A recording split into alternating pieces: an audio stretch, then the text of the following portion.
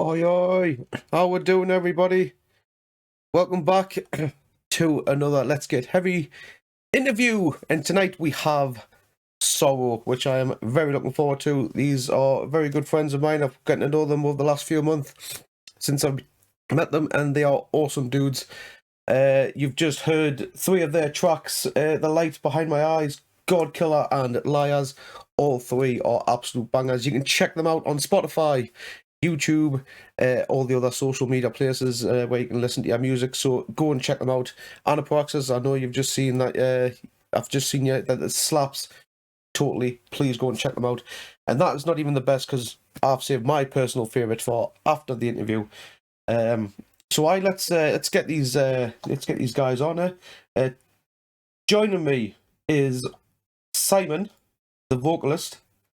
And we have the guitar player, the Scott Effect. Guys, are you there? Say hello. Oi, oi. Yeah! Can everyone in chat hear them all right before we start? If anyone, everyone can. If you can't, good. It has been going too smoothly, though. It has. I'm a bit worried. It has. What's going on? Either I'm getting better at this or... I don't know. Let's go with the first one, man. Yeah, just go with the first one. Anyway, so guys, first of all, I'll just say cheers very much for taking the time and doing this. It's really appreciated. I can't thank you enough. Long time coming. Aye, definitely, most definitely. I'm looking forward to this, just to find out, because that's why we do these for. At the end of the day, we'll find out more about the band, because you're still in early days, and considering you've only got 4 songs and you've only played a handful of gigs, fucking hell, you sound amazing. So I'm absolutely buzzing. So I was like to start off with a bit of backstory. So the Perriers, how did you meet? Have you grown up together, sort of thing? 20 years coming up, Scott. Yeah, about 20 years. Me and Simon have known each other, not just through bands, known each other through personal friendship for the majority of the time. Right. Hanging around through school and colleges as well. Though. Not school and college. We started meeting each other. I believe it was on nights out and stuff. Oh, it was. Well, and like sort of hanging around town, I think, because you're a little bit older than me, and I couldn't go out. I was far too baby-faced to get into places for a little while. And it was at the old Goth Green days, yeah, pretty much. When it was thriving. Aye. And it wasn't just a Wagamama's space. Yeah, pretty much. Oh, I miss so yeah, we've both we share a lot of the love for the same music, and like go to a lot of the same places. So I think about a couple of years in, we decided to start messing around with music. We've been in a couple of bands together. Took a little break personally from making music with lots of other stuff going on, but then got back at it. Decided to do this. Nice. Give it a go. So, what would be the defining moment? What made you both want to That's why I want to do. You've seen a band live, or you heard a song live, and you thought, "Holy shit! Right, that's what I want to be. I want to be a musician. I want to be in a band." What's that defining moment for you? Personally, for me, I've just from the day I got Sky installed when I was like 7 or 8, and worked out what Kerrang was, saw stuff like Linkin Park, System of a Down, and then just started realizing what rock music was, heavy music, and from there it's been in my head. And I think every gig I go to, it's like, oh, I wish I was on the stage instead. I think it's the same with Scott, in that you've always.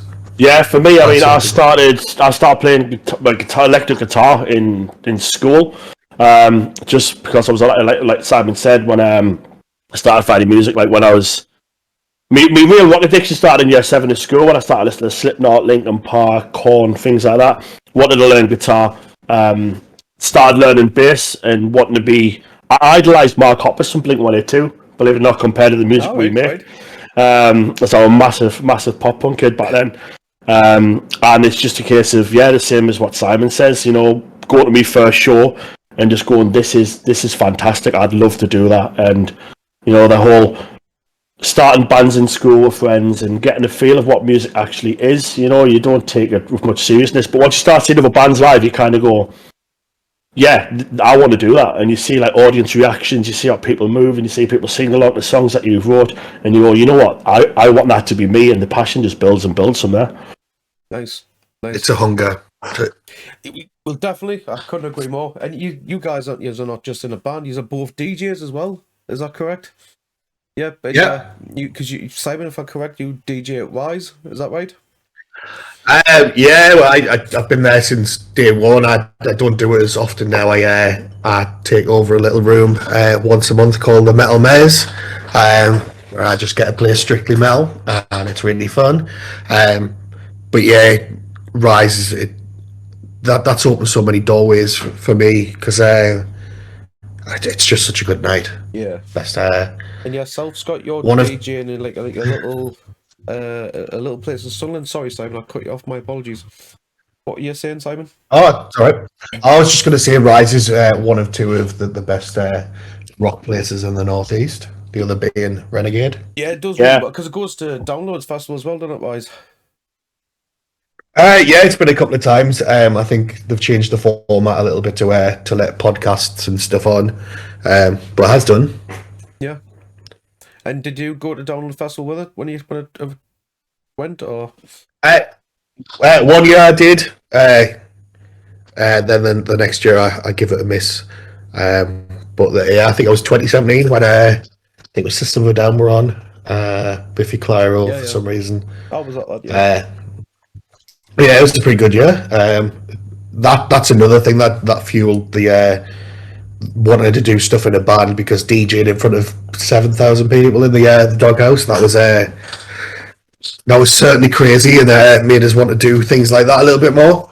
Nice. And but yourself, Scott, you DJ'd a little club in Sunderland, is that correct? Yes. It's a bar called Life O'Reilly. It's not known for rock. It's not known for anything like that. It was just a little bar. I took over it. I've had a few different rock nights all around Sunderland, starting from a place called Rock Legacy. Then I moved to the Life O'Reilly. So I hold down the Sunderland rock scene now, since there's no other bars in Sunderland that do it, and I've been doing that for 10 years now, Simon. About that? Between Legacy and Life O'Reilly. Between that, but you've always DJ'd everywhere else. Scott's very modest about it. He has got the rock scene in Sunderland on lockdown. He knows exactly what people want, and he does it perfectly. Nice. And when you have both DJing, be honest, have you both cheekily played Sorrow? Oh, 100%. Yeah. 100%. As soon as our first track got out there, I was straight away, every now and again I'd go, this is my band if people want to give it a follow. Yeah. And I'd drop it, and shamelessly, no problem. I mean, Simon got to a point where we would drop our new tracks on a Friday, and we would turn around and go, Scott, you've got the rights to drop it first. So Simon and the rest of the band would allow me to drop our new tracks a day early at my nights. So, right.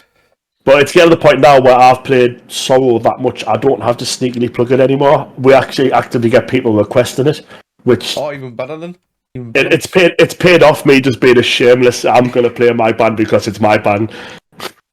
I don't see it shameless. Like, my theory is, if you aren't your own biggest fan, then who else is going to be anyway? So I've got no problem playing my own stuff, listen to my own stuff. I think Sorrow were on the top played artists of 2022 on Spotify Wrapped. We did that Spotify blend.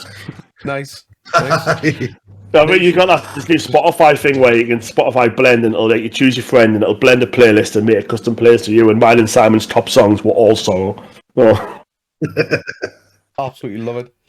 So the name Sorrow, how did the name Sorrow come to be?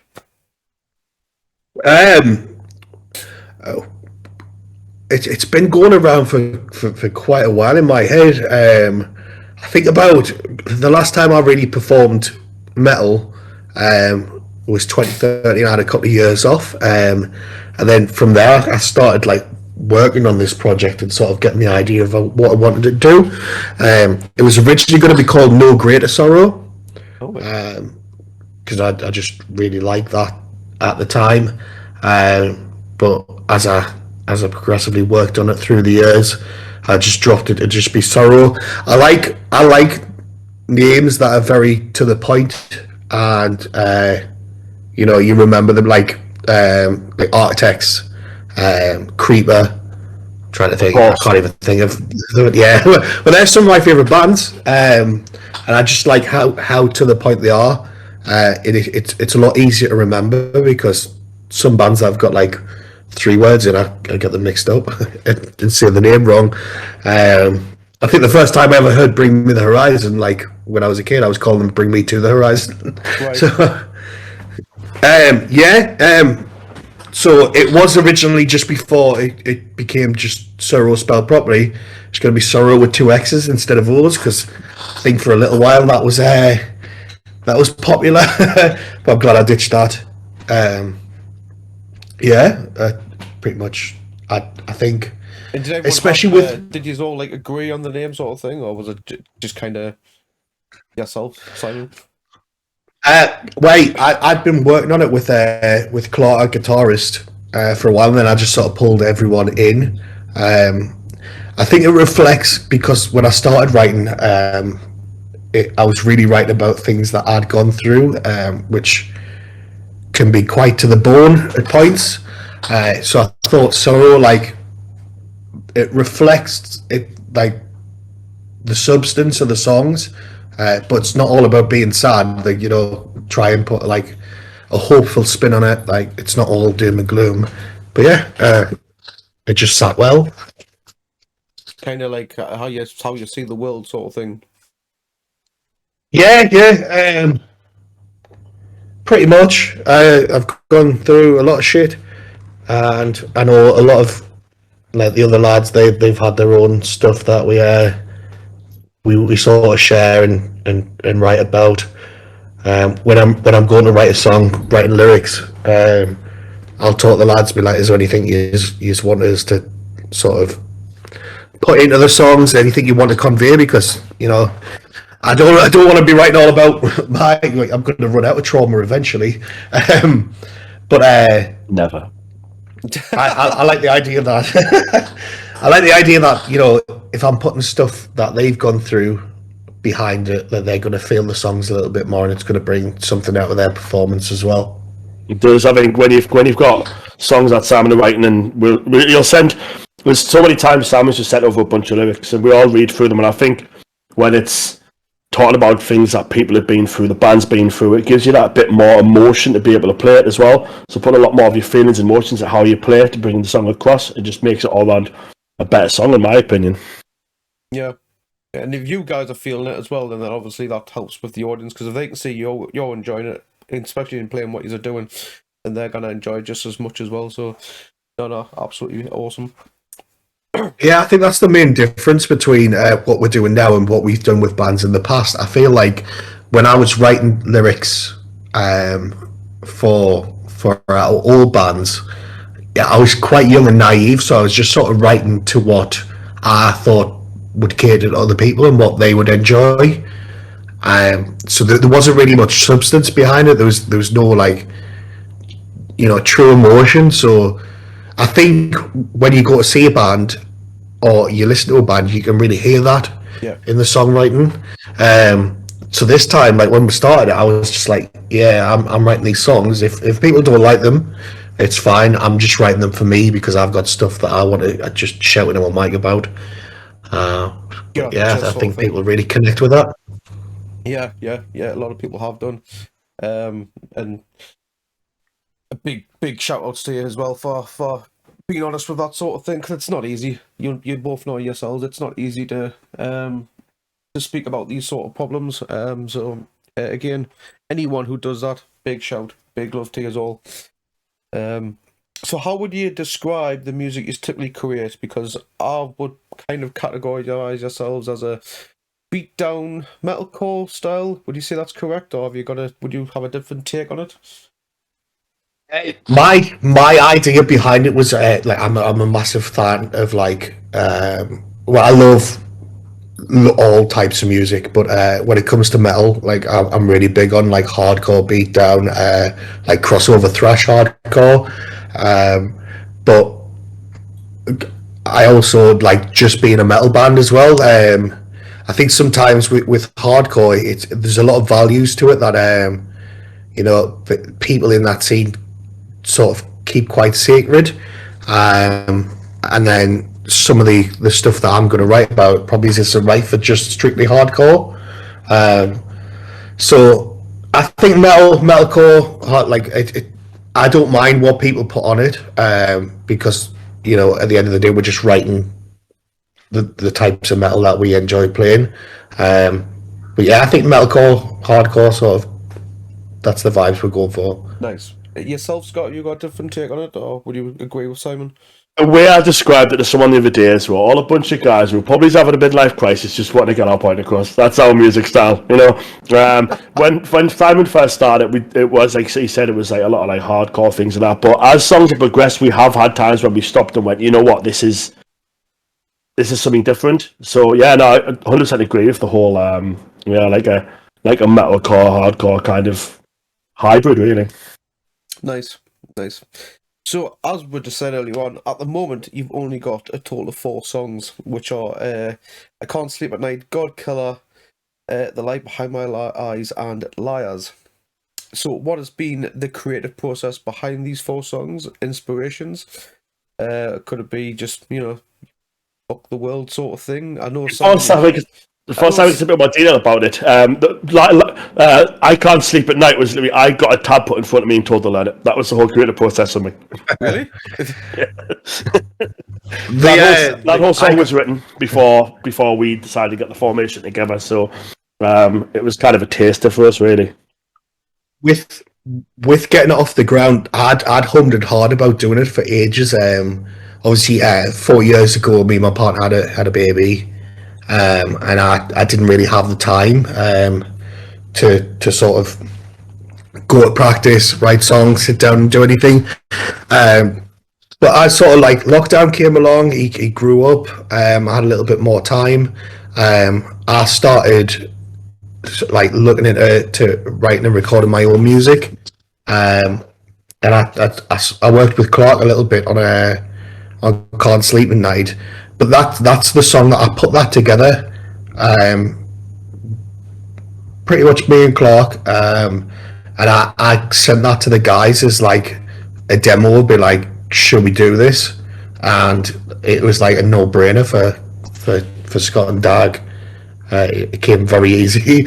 Like once we realised how hard that song goes, how good it is. I think it's still one of my favourite songs that we've done. I mean, all my babies, I love them all. But yeah, Can't Sleep at Night, it's very special. And yeah, that was obviously the right one to kickstart things. Who produced the video, by the way? Because that video is very well produced.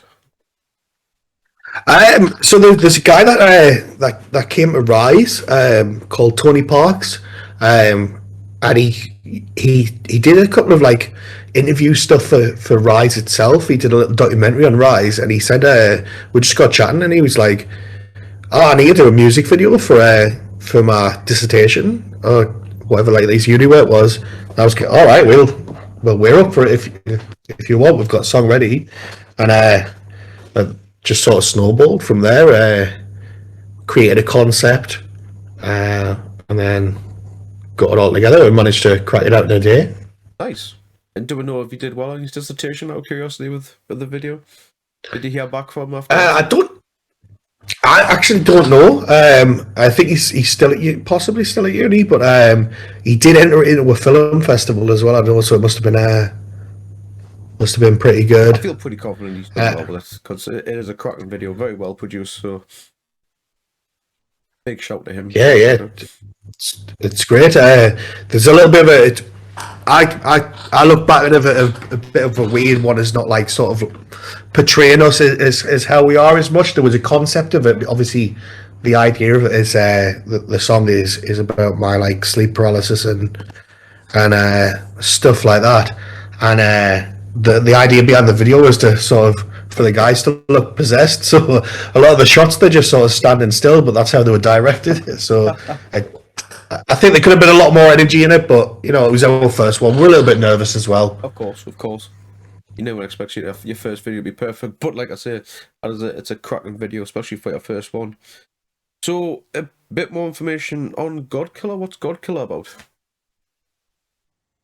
See, that's a bit of a double-edged sword. I'm not very religious, so obviously it's about taking a stab at religion. That's very straightforward with the lyrics, but the real meaning behind it is it's about people who've got a bit of an ego complex and who have decided to put themselves on a pedestal and treat other people like they're beneath them. It's definitely about coming down hard on narcissists, people like that, and trying to take them down a peg or two. Nice. And the light behind my eyes, the story behind that? That's I think so far with the songs that are released, that's the one that's very, very personal to me. It is a combination of the year 2015, when there was a lot of shift in my life. I sort of moved out of my home with my mum. I was sort of couch surfing for a little bit, trying to find myself a place. I had a massive breakup and ended up going through quite a bit of shit with that, and then I just had a little bit of a sink that year, and it was at one point in the year someone was talking to us about it, and they were just like, you've completely lost the light that was behind your eyes. And I think that resonated with us for a long time, and obviously when I was putting the song together, that really came at the forefront of my mind. And that's basically what it's about. It's about, you know, what I was going through at the time, trying to battle the trauma. It's not a sob story or anything, because I had good friends like propping us up. I had Scott. I got that down at one point. Scott threw a Simon Appreciation Day Bless him. I did. at a pub. One of the pubs I worked at, Simon was at down in the dumps. I gathered together all of our friends, started a secret group chat, and we threw a really big Simon Appreciation Day where we just did everything but praise Simon for a full day. Nice. Oh, Scott, that is a true friend right there. True friend. Funny enough, I think I just met my wife like a couple of weeks before, and I think she helped pull it together as well. I know quite a few people were involved, but that was it. It was a hard year, but at the end of the year, I met my wife, I had my friends, and then I came back swinging. Nice. Excellent. Everyone likes a good story when you might be down, but eventually you'll get back up. So down but never out. Exactly, Simon. Exactly. Well said.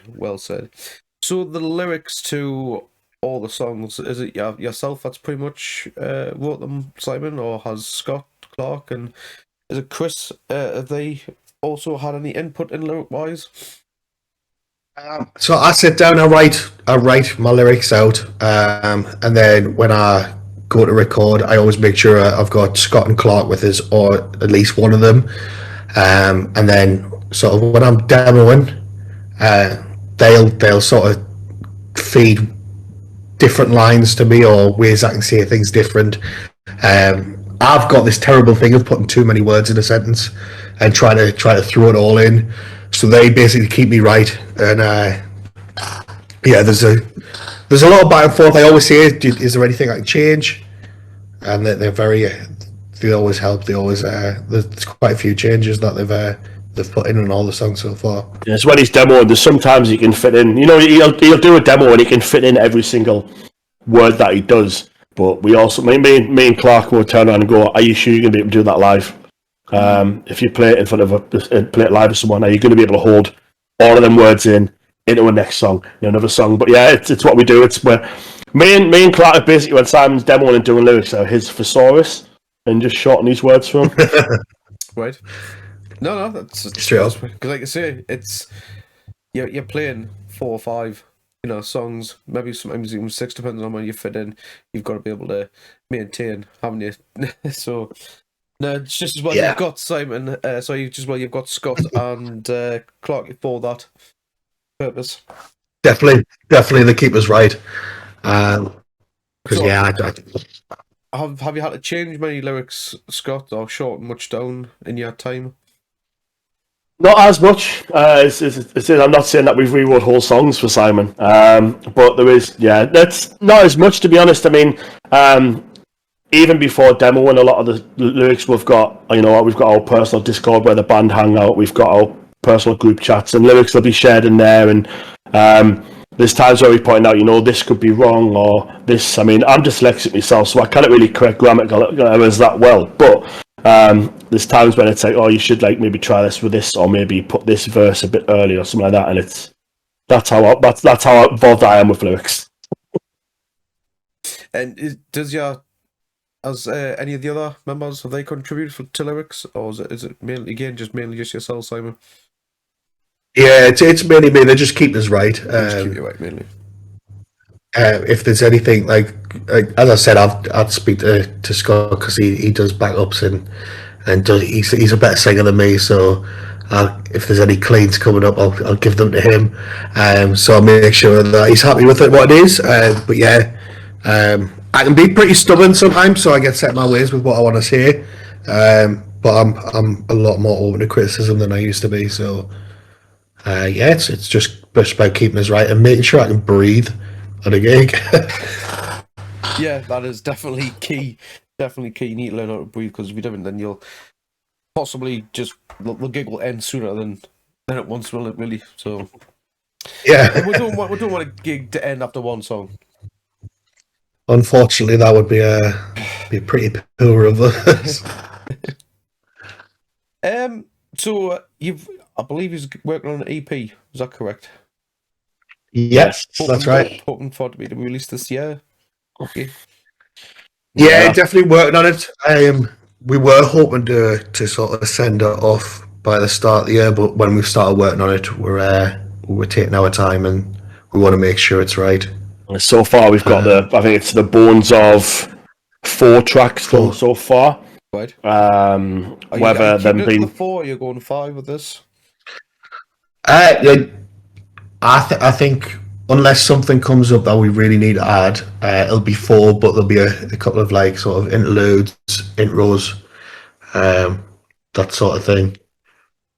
Nice. But yeah, we're really sort of mapping it out. We don't want to rush it. We want to make sure that we promote correctly. We want to make sure we get music videos done.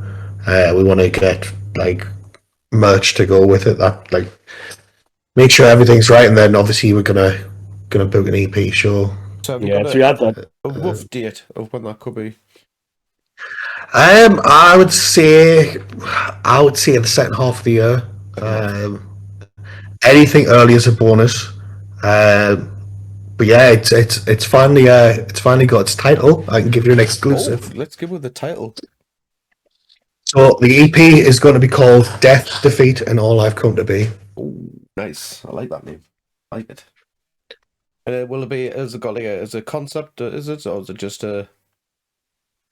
I did start writing a concept EP, but I've shelved it for a little bit because I couldn't get behind what I was writing enough,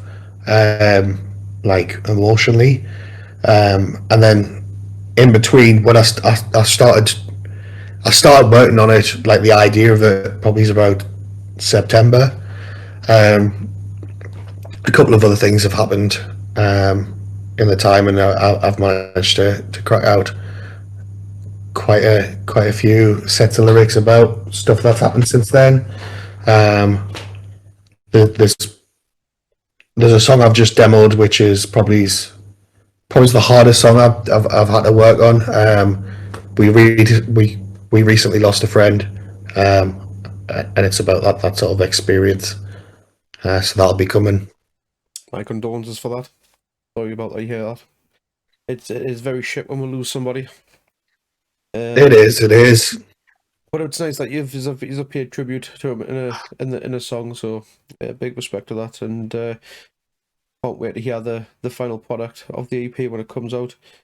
Will it be a physical release, or is it just going to be digital?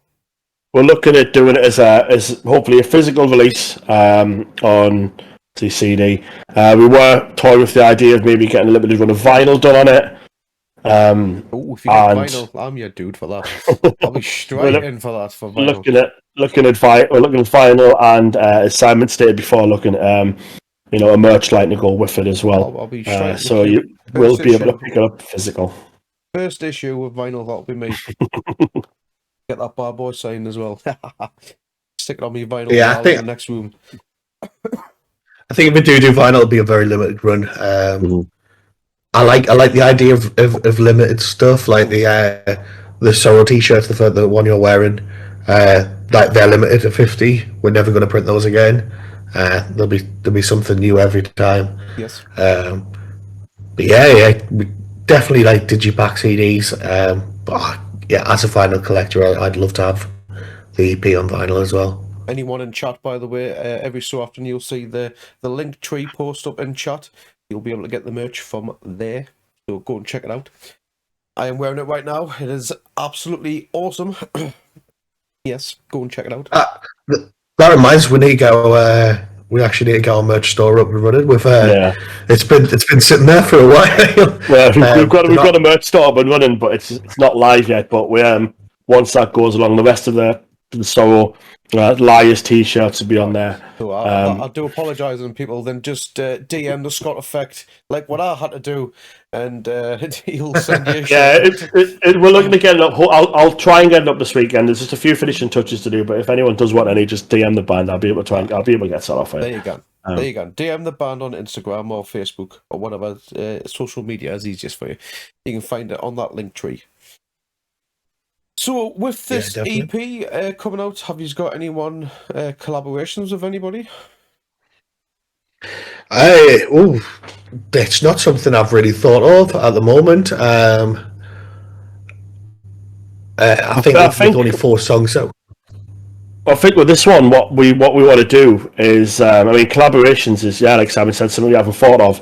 But I think this year, what we just want to try and do is just get the EP out, show people who Sorrow are, and just get around there, bug up people's Spotify playlists, bug up people's YouTube playlists. Have been listening to our stuff, and just before we look at anything to do with collaborations, I would say. Come to me, of course, because I'll make sure I'll get it played on this channel for you, of course. I have actually discussed the idea of a collaboration with someone, with a couple of people actually, but it's just about waiting for the right song to come along for that. Obviously, with the EP, it's quite there'll be quite a dark theme on a couple of the songs, and I'll know when it's right. We'll know when it's right. And at the moment, the EP it'll be strictly Sorrow. Nice. Any names that you might drop who you're interested in working with, or?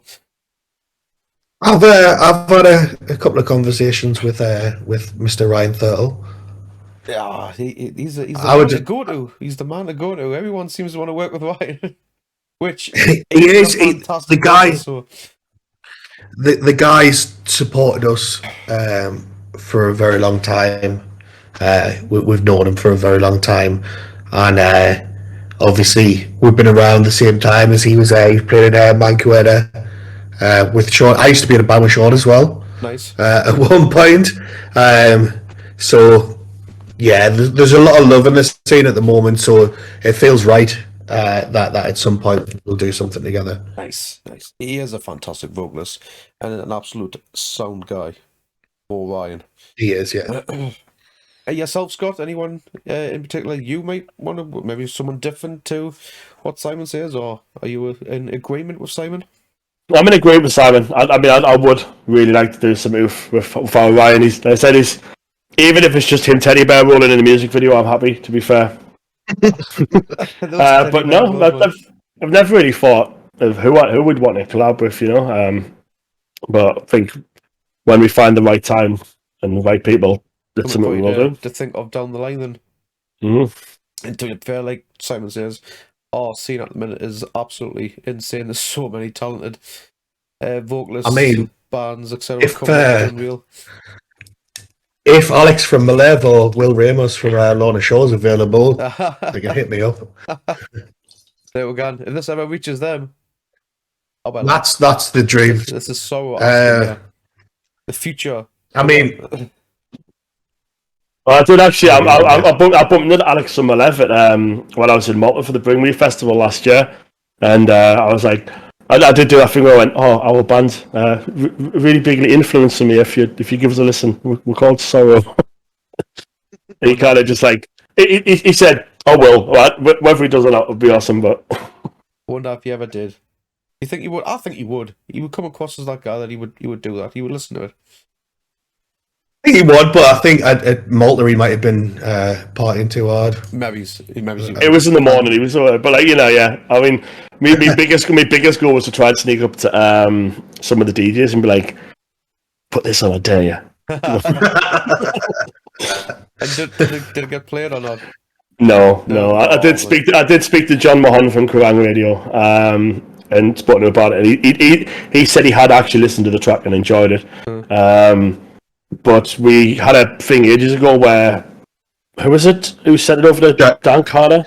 Jack Saunders. Jack Saunders, who listened to us before, really enjoyed it and sent it over to Dan P. Carter. And we still have this thing now where we go, I wonder if Dan P. Carter's a secret Sorrow fan. He could be. Who knows? Yeah, we've had a lot of good feedback from for obviously Jack Saunders. He does a lot of Radio 1 stuff. He said there was a lot of potential there.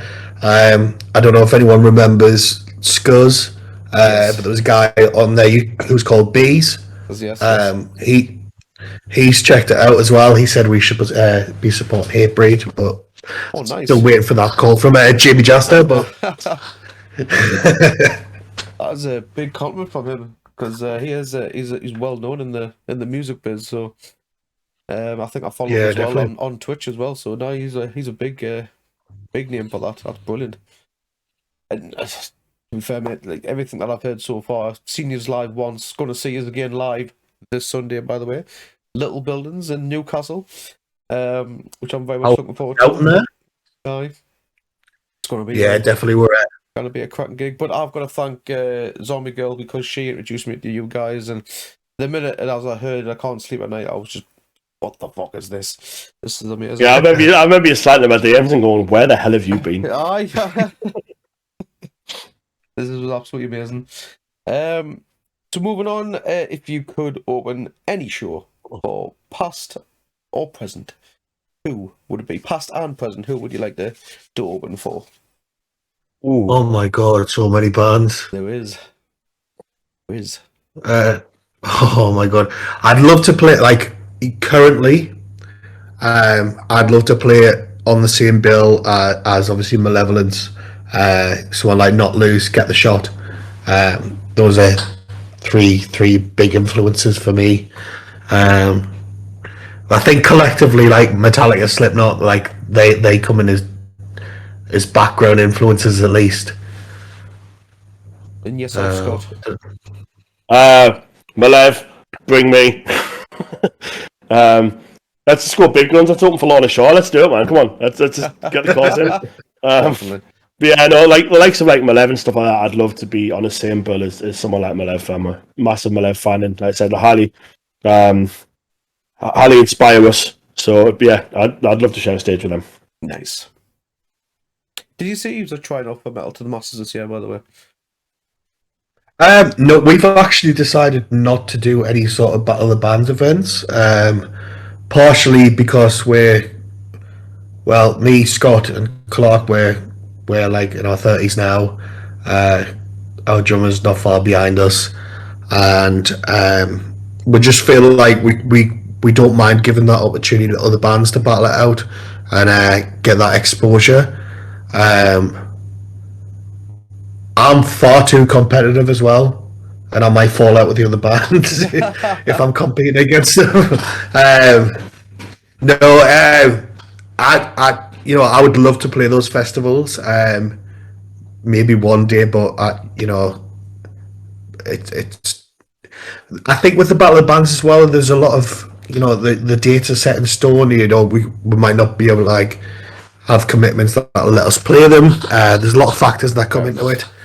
And it would be really, really nice to play those festivals with an invitation to play them straight up. Yeah, I'm with you. I think, it's a great concept, and I love what they do for local bands. But I'm a firm believer in cutting our teeth and getting an invitation. Nice. Each to their own. That's respect for that. So what are your least favourite venues to play? I know you've only played a handful of gigs so far.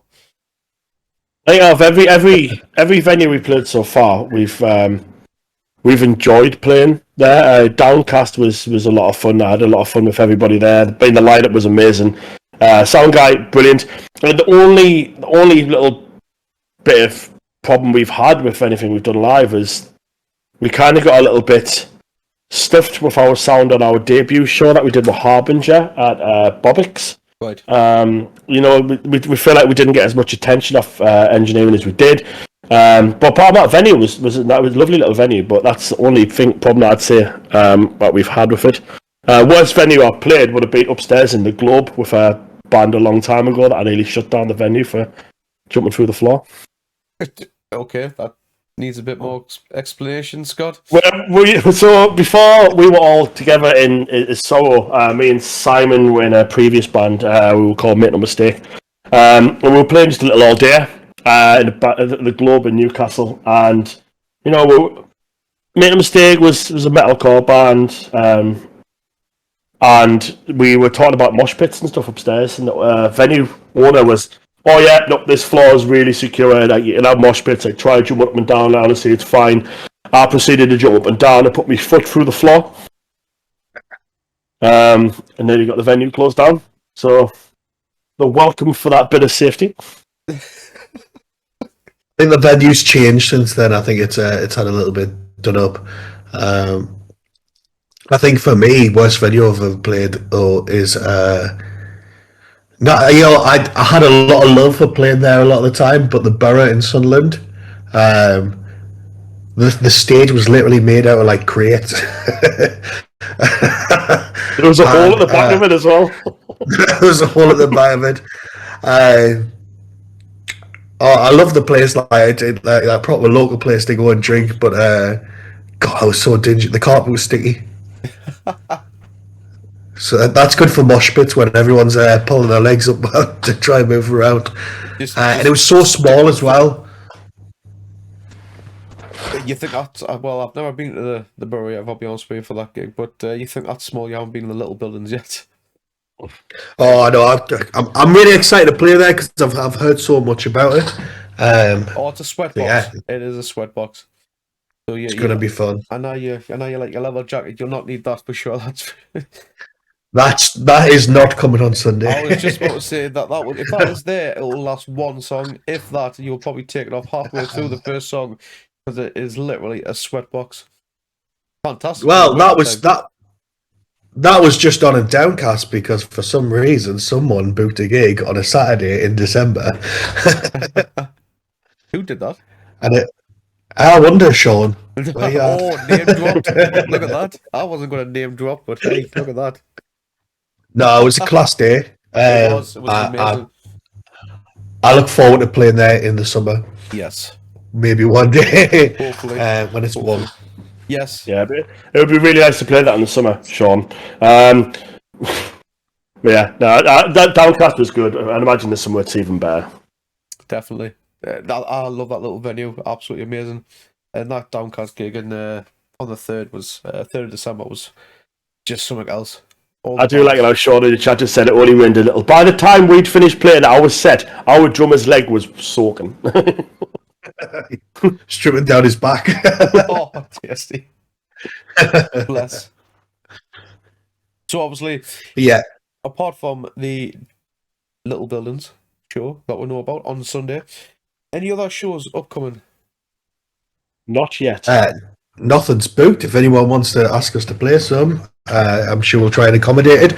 But I think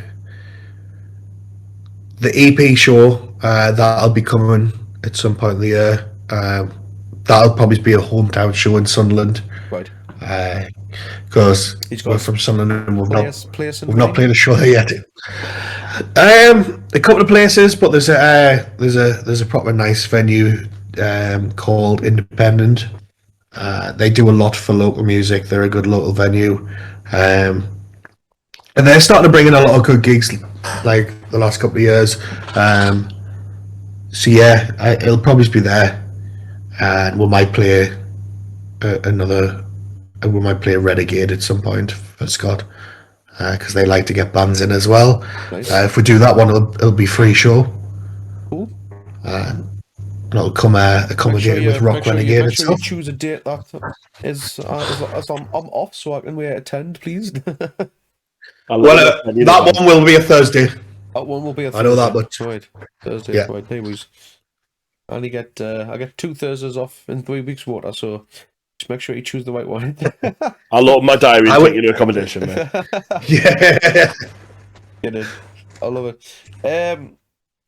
So we're pretty much coming close to my questions. So my last one really is, we've touched on a lot of it already, but what is next for Sorrow? So obviously we know we've got a few gigs lined up in an EP. Anything else you just want to declare that might be coming up?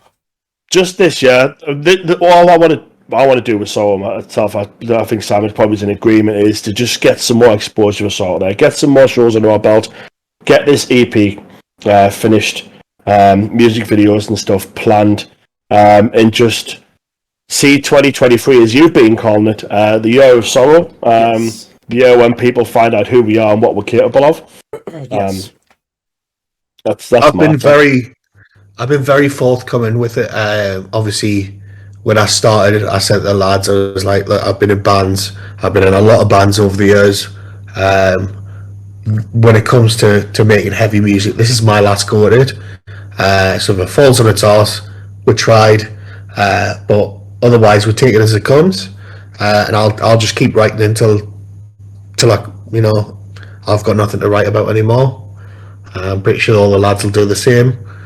So wherever it takes us, I'm putting music out there that I'm really proud of, and anything else is just a bonus.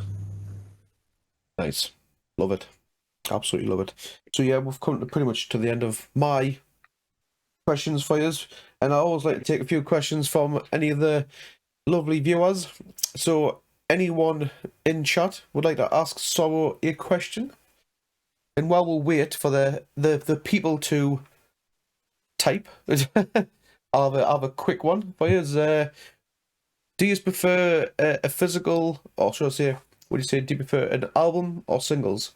Because I don't know if you've heard Sean Crane, Chris Jericho, or Fozzy, they're pretty much saying albums are dead. What's your take? I think that was the take on what we were doing in 2022. Was get 4 singles out. It seems to be the format, but it's I like having something in my hands. I'm like yourself. I collect vinyl, so I love it. I love an album,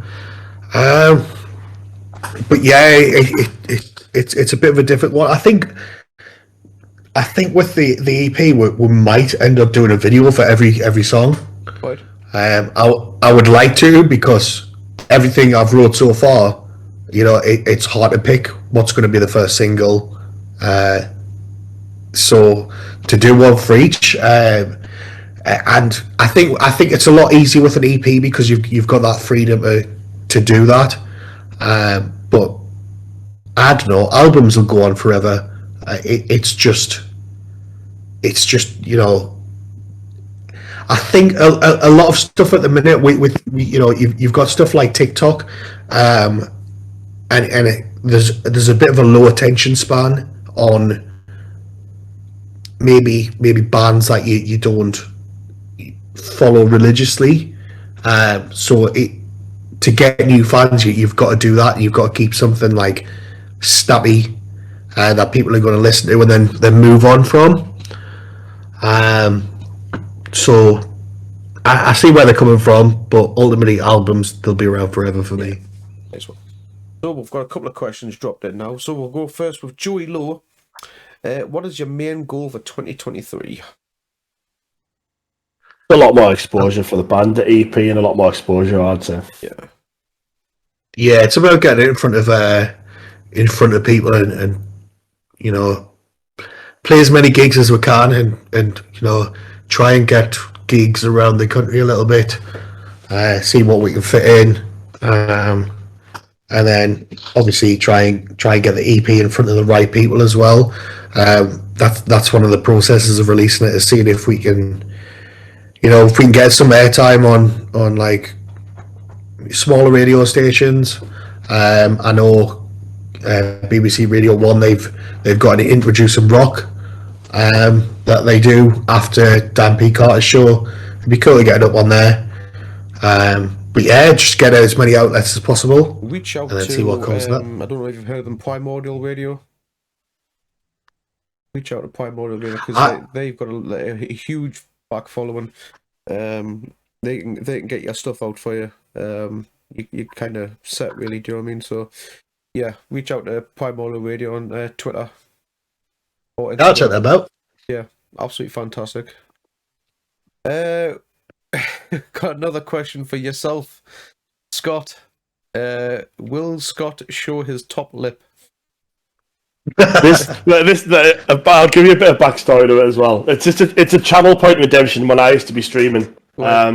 Because obviously my mustache and my beard, you know, I used to have a channel point redemption where I used to show people my top lip, and it was quite popular. Okay. So yeah, I'll, it's been a while since I've done it, but Denzel, you can have it. Nice. Joey Lowe's also just confirmed Kat on Primordial is looking for unsigned bands to play her next show. So I'll get into that. Yeah, definitely. Have all our songs, clean versions of them as well. I'm not sure if that's is that a question of the Zombie Girl? When Wake said his songs fall in reserves does better with singles. I'm guessing that was reference to the singles question.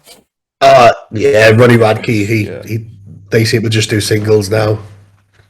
Another question for yourself, Scott. Where did you get those light panels from? Online. They're called Nanoleaf. There's like a LED panel controller that you got full control with your phone. You can change it to different colours and different light settings and stuff. But they're called Nanoleaf. You can like make them flash and stuff. Cool. They're spendy as well. We have probably the ultimate of questions. What is your number one item from Greg's? Steak bake. Sausage, bean and cheese melt. Oh, there we go. Close second. There we go. And another one from Kern's Guilty Pleasure song. Bad Boy Chiller Crew, Don't You Worry About Me, because it's an absolute fucking banger. Simon? It's a toss-up between I Touch Myself by the Divinals and Copacabana by Barry Manilow. I am a massive fan of Low. I love Barry Manilow. Nice. Anyone who's been on shows will understand. Yeah. Holly, when is your next banger coming out, lads? Probably when the EP drops. To be fair, it'll be the next thing we do. Just when the EP drops. Yeah. Getting recorded. We're doing everything with Andy Malaby, who is in Osaya, and I think anyone who's in a local metal band will know that he is the guy to go to for like recording and your producing and your mastering. So what we're going to try and do is get the EP sort of recorded by January or February, and then because he's going on tour in America with Osaya. Nice. But we're just spending a little bit more time. Hopefully by the time he's back in April, we'll have everything ready to send over to him, and then it's just all on him from there. He's going to polish that turd. Brilliant. And I think last question we'll take from the 13th hour. Simon, how much do you miss playing Plug-in Baby live? I don't miss it at all, but every time I pick up my guitar, I still try and play it. You still try, I think. Is that Plug-in Baby? Yeah. That's the Muse song, isn't it? Am I right? Yeah. I love Muse, old Muse. I don't really like what they're doing as much anymore. But yeah, to be honest with you. It's okay, but it's not a touch on their older stuff for me. But yeah, when I was in Mixed Motives, that's one of the covers we used to do. Sean saying he still plays it. Yeah, I played guitar in that band, and I had absolutely no right playing guitar because I'm not a guitarist. But for the sake of making music, it was the something name I was willing to do. yours and Sean's band? Out of curiosity. Mixed Motives. Mixed Motives. Many projects you've been in, Sean. Many projects. Well, Sorrow before Sorrow was Sorrow used to be a pop punk band. Yeah, the last time all four of us were together, we were a pop punk band called Second Hope. Oh, right. Me and Simon had a role reverse. I did vocals and he played bass, but we still had Clark on guitar and Dag on drums. Nice. Any other questions before we do a scoot off, folks? Anyone? I'll bring them in. Could be the only chance to get lads and lasses. I'll answer anything. Anything. There we're gone. Well, maybe not anything, but I'll do that shameless plug while waiting for questions though. If anyone is interested in seeing Sorrow live, we are playing the Little Buildings on Sunday. We're supporting what's the band's names? I'm forgetting, Simon. I've just gone blank. That's a disgrace. Pulse and Brookhoff. And I think the other local band's called The Vars. No, they're called The Vessel. There's a little story. The Vessel on bless them on TikTok posted a promo for this gig, and they called us Swan. Obviously didn't read the name right. I don't know how they got Swan from it. But I decided I'm going to call them The Vars. Just to get them back. But yeah, it's going to be a fun one. Our first venture into Little Buildings. We're gonna try and make it as warm as possible. God knows we need it. Are you ready? Because we're gonna get personal on the next one. Another question from Joey. Who was the longest in the shower? We shower together. Share water. I'm not. I don't like a long shower. I'm like a get in, get the essentials done and get out. Yeah, that's it. But sometimes I'll have a shower and then have a bath, so I can just lie in the bath. I like a good bath bomb. Get some smellies on. Some candles on. As long as me hair, me pits, and me bits are clean, I'm happy. Like. Yeah, and I just like self-care. Tasty. Thanks for that there, Scott. You're welcome, mate. And Holly's asked, what covers are you doing on Sunday? We've got break stuff, which we've been doing, because Limp Bizkit are one of the best bands in the world, obviously. Yep. And should I tell them? We've been playing around with Engine 45 by the Ghost Inside. Ooh. Enjoy playing that. It's a fun one. It's a workout. I'll tell you that for free. It's a workout. It is. God, Gotta get your cardio in, though, haven't you? Somewhere. I decided I thought that song's a bit of a bang. I was listening to it, and practicing it, I was good. God, it's actually pushing my vocal limits a little bit. I am not the best singer in the world, but I'm definitely giving it a go with this song. So if it's shit, we'll just not talk about it. We'll forget it happened. Yeah, never happened. Never happened. It's a limited capacity venue anyway, so it's not like It is. I'm going to do it in front of. It's not like anyone's got people. mobile phones to record it. It's not like anyone's got Not at mobile all. phones to record it. What's a mobile phone? The idea. Again. I'm going to into one of those EMP things that disrupt signal and stuff. Oh. I like it. I like it. Well, again, guys, I've had a cracking night. Thank you so much for doing this. I can't thank you enough. Everyone in chat. No, mate. Thank you. No, You're doing quite a lot for local bands. Thank you. And I'm trying. giving them the exposure that they need. It's just a shame that this sort of format wasn't around, a long time ago. Because I think a lot of like underground bands need this. Yeah. So, well done. Thank you, much appreciated for that. Thank you. I am trying my hardest. So, but if anyone is in our local area, or if you're just willing to travel and you want to see some cracking bands on Sunday, head down to the little buildings on Sunday, because you don't want to miss these. Cracking. They might had a couple of shows, but they sound fantastic live. Got me word for it. I've already seen it live. So, and like I say, we can only get worse. I didn't say it like that. You meant to up yourself, man. Sorry, better. You can only get better. See. So, everyone in chat, hang around. We're going to be blasting some tunes, viewer song requests, etc. Scott, Simon, if you're free, if you haven't got anywhere to go, feel free to hang around with us for a little bit. I'll be sticking tunes. around. Cool. So I'm going to take a quick break, and I'll be back in 10-15 minutes. Again, Sorrow, Simon, Scott, the horns for yous. Thank you very much. Big love. And Thanks for having us. we will see you guys again really soon. Yes, sir. Definitely.